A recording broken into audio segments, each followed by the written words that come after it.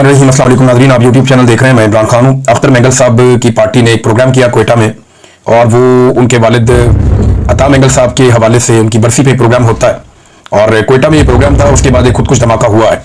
ये इस साल दूसरा मौका है पिछले चंद महीनों में कि अख्तर मेंगल साहब के ऊपर खुदकुश हमला किया गया है, और खुदकुश हमले में 13 अफराद अब तक शहीद हुए हैं, और कई लोग जो ज़मीन पे वहाँ गिरे हुए थे, जो देखा गया उस वक्त, वो बहुत बड़ी तादाद में वहाँ जख्मियों के बारे में बताया जा रहा है कि लगभग दर्जनों लोग वहाँ पे जख्मी हुए हैं इस खुदकुश धमाके के नतीजे में। कुछ लोग कह रहे हैं 30 से ज़ायद है, कुछ लोग 40 का फिगर बता रहे हैं। लेकिन जो मकामी सहाफ़ी हैं उनका ये कहना है कि अख्तर मेंगल के एक करीबी साथी हैं BNP मेंगल के साजिद तरीन साहब, ये नायब सदर हैं, और ये भी इस वाक़े में 13 अफराद के साथ शहीद हो गए हैं। इससे पहले आपको याद होगा लखपास के मकाम पर जब अख्तर मेंगल साहब धरना देकर बैठे हुए थे और कोयटा में आना चाहते थे, तो वहाँ पर भी एक खुदकुश धमाका हुआ था, और उसमें भी कुछ नुकसान हुआ था।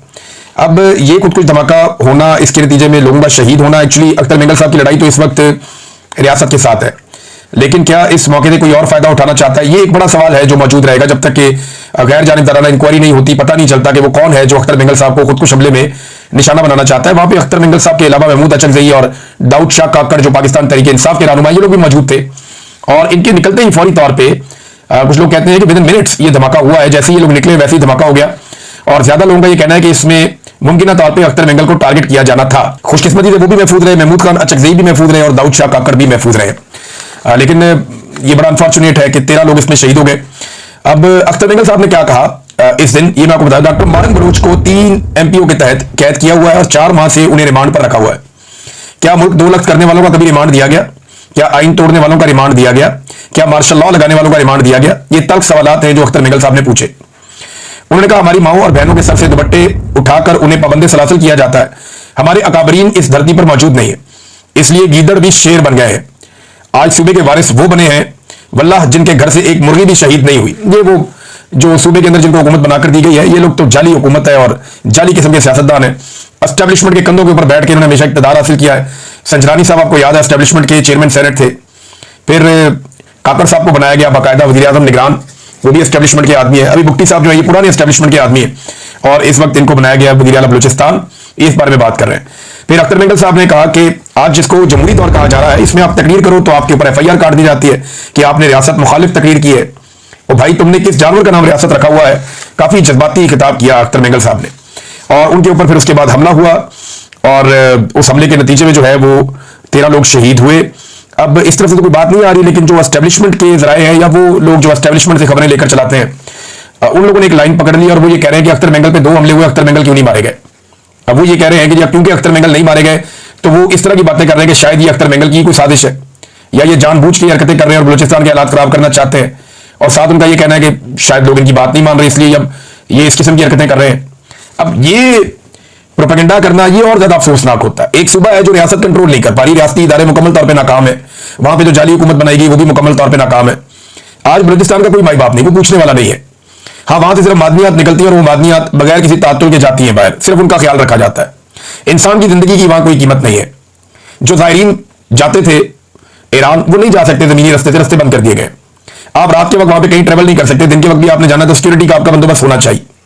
तो हंसते बसते बलूचिस्तान को यहां तक पहुंचा दिया गया, और अब जो लोग बलूचिस्तान के रहने वाले एहतजाज करते हैं उनको पकड़ के या तो अंदर डाल देते हैं, या इस किस्म की हरकतें उनके साथ हो रही हैं। ये इंतहाई अफसोसनाक है।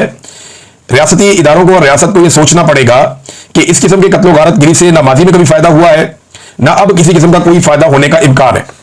इमरान खान साहब की बहनें उनको दोबारा मिलने के लिए गई थी, क्योंकि आपको पता है कि कल मंगल का दिन था। वो सारा दिन बेचारी वहां पे इंतजार करती रही, सुबह से शाम हो गई, उनकी मुलाकात नहीं करवाई गई, और रात के तक उन्होंने इंतजार किया। उसके बाद फिर वो वहां से मायूस होकर लौट गई।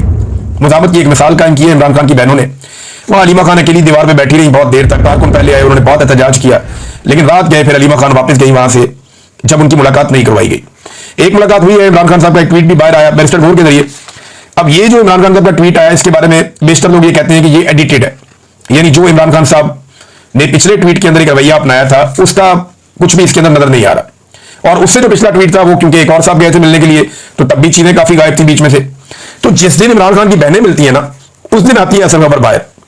जिस दिन इमरान खान को कोई उनका करीबी साथी मिलता है ऐसा जो कुछ बहादुर हो, या इमरान खान की बहनें मिले, या ज्यादा लोग मिल जाए, या जिस दिन मीडिया इमरान खान साहब से मिल जाए, या जिस दिन अदालत में इमरान खान साहब का केस लग जाए, उस दिन सारी खबरें बाहर आ जाती हैं। उन्हें रोकने की कोशिश की जा रही थी कि जब तक एक्सटेंशन के मामला हल नहीं हो जाते तब तक के लिए रोका जाए। फिलहाल तो अलीमा खान की मुलाकात नहीं करवाई गई। वो ट्वीट है वो पढ़ के आपको सुनाया, तो ये बातें तो इमरान खान साहब ने की हैं, लेकिन ऐसा लगता है कि पिछले ट्वीट को अगर आप इमरान खान के पढ़ें तो ऐसा लगता है कि इमरान खान साहब की बातें तो हैं लेकिन एडिटेड है, यानी इनको थोड़ा सा सेंसर किया गया है। और वो देखे ना, इतना यार की पसली तो नहीं होती ना कि हर चीज आके बाहर बता दे। इमरान खान तो कहते हैं मैं पाकिस्तानी कौम से अपील करता हूं कि वो मुल्क भर में जारी अफसोसनाक सैलाबी सूरत हाल में रेस्क्यू एंड रिलीफ मुहिम में हमेशा की तरह बढ़ चढ़ कर हिस्सा ले। तहरीक इंसाफ भी सैलाब जदगान के लिए बिला तफरीक अपना किरदार अदा करे। ये बहुत अच्छी बात की इमरान खान साहब ने। इस वक्त सबको तवज्जो जो है वो सैलाब मुतासरीन की तरफ रखनी चाहिए। मैं हमेशा मौसमियाती तब्दीलियों और उनसे आने वाले नुकसान के हवाले से शऊर उजागर करता रहा हूं।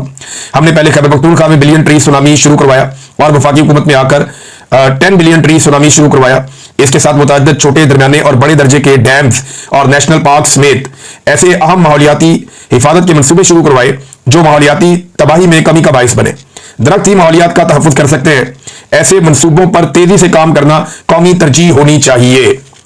ये मैं गुज़िश्ता कई सालों से ये चीख रहा हूं। इमरान खान साहब शायद वो पहले आदमी जो ये बात कर रहे थे, बल्कि मैं अपनी जाती हैसियत में हर साल पाकिस्तान में हम ये कोशिश करते हैं दोस्तों के साथ मिलकर कि जितने ज्यादा हो दरख्त लगाए जाए। और भी बहुत सारे लोग हैं वो करते हैं, कुछ गुलकार हैं, कुछ सिविल सोसाइटी के लोग हैं, वो बहुत ज्यादा प्लांटेशन करते हैं, लेकिन वो आटे में नमक के बराबर है। हुकूमतों की पूरी शमूलियत होनी चाहिए, पूरे निजाम को ये काम करना चाहिए और फिर दरख्तों को संभालना भी चाहिए।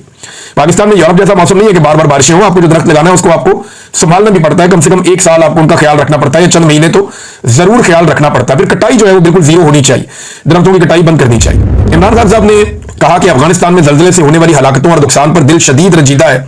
हम मुश्किल की इस घड़ी में अपने अफगान भाइयों के साथ खड़े हैं। मुझे अफगानियों के पाकिस्तान से जबरदस्ती निकाले जाने पर भी शदीद तहफ़्फ़ुज़ात और अफसोस है। खैबर पख्तूनख्वा की हुकूमत ने अफगानिस्तान के लिए इमदादी सामान ट्रकों में भरकर रवाना किया, अच्छी बात है, और वो सामान अब जाएगा अफगानिस्तान। लेकिन जैसे मरियम नवाज फोटो लगाती है ना यहाँ पे अपनी तशहीर के लिए सरकारी पैसे से, इसी तरह उस पर अली अमीन गंडापुर का फोटो लगा हुआ ट्रकों के ऊपर।